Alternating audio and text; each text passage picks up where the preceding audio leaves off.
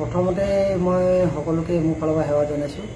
মই অসম জাতীয়তাবাদী যুৱ ছাত্ৰ পৰিষদৰ চৰাইদেউ জিলা সমিতিৰ উপসভাপতি দায়িত্ব পালন কৰি আছোঁ।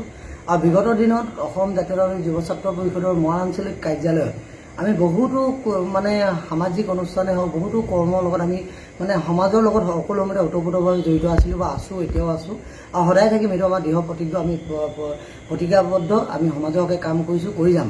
কিন্তু এই কামখিনি কৰিবলৈ যাওঁতে আমাৰ মাজতে আমাৰ সন্মানীয় শ্ৰদ্ধাৰ যিহেতু আমি ঘৰখনৰ পৰা ওলাই আহিয়ে দেউতা মাক এৰি অহাৰ পিছতে আমি এই অফিচটোৰ জ্যেষ্ঠসকলক নিজৰ জ্যেষ্ঠ দাদা হিচাপে গ্ৰহণ কৰোঁ। কিন্তু কৰিবলৈ যাওঁতে আমি মহান আঞ্চলিক সমিতিৰ যিজন উপদেষ্টা ৰঞ্জিত শৰ্মাই ডাঙৰীয়া, তেওঁ জিলা সমিতিৰ উপদেষ্টা আৰু তেওঁ কেন্দ্ৰীয় সমিতিৰ উপদেষ্টা, তেওঁ আমাৰ জ্যেষ্ঠ অভিজ্ঞ আৰু তেওঁৰ যি আদৰ্শ আমি বুকুত আগত লৈ আমাৰ না শ লৰাই আমি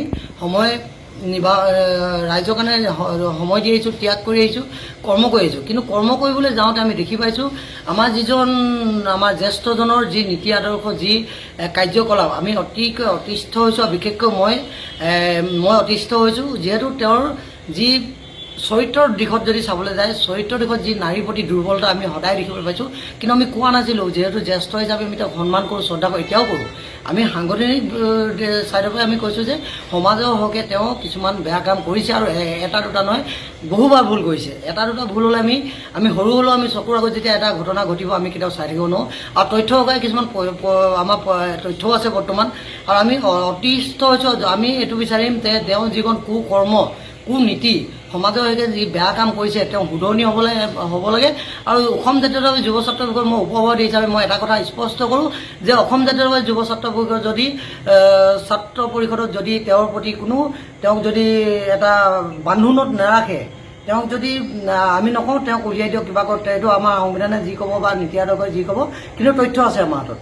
বিত্তীয় ক্ষেত্ৰতে হওক, নাৰীৰ ক্ষেত্ৰতে সকলো তথ্য আছে। কিন্তু এটা কথা আমি এতিয়াও দুখ লাগে, যিহেতু তেওঁ আমাৰ জ্যেষ্ঠ, বহুতো শিকাইছিলে, বুজাইছিলে, এতিয়াও আমাৰ বহু শিকিবলগীয়া আছে। কিন্তু তেওঁ যি কৰিলে বৰ্তমানলৈকে বা ভৱিষ্যতে কৰিম বুলি ভাবিছে, আমাক যদি সদায় মাৰিম কাটিম সৰু ল'ৰাখিনি দমেই দি থাকে, দমন নীতি কিন্তু মহান আঞ্চলিক সমিতিত নাথাকিব আৰু থাকিব নালাগে। স্পষ্ট কথা আমি আশা কৰিম এই বাৰ্তাটোৰ যোগেদি তেওঁ যি আমাৰ আই মাতৃসকলৰ লগত যি বেয়া কাম কৰিছিলে তাৰো তথ্য আছে, বিত্তৰ তথ্যও আছে, আৰু যাতে ভৱিষ্যতে নহয় তেওঁক এটা সকিয়নি প্ৰদান, এই মোৰ কথাৰ জৰিয়তে আজি অসমবাসী ৰাইজৰ আগত অৱগত কৰিছোঁ।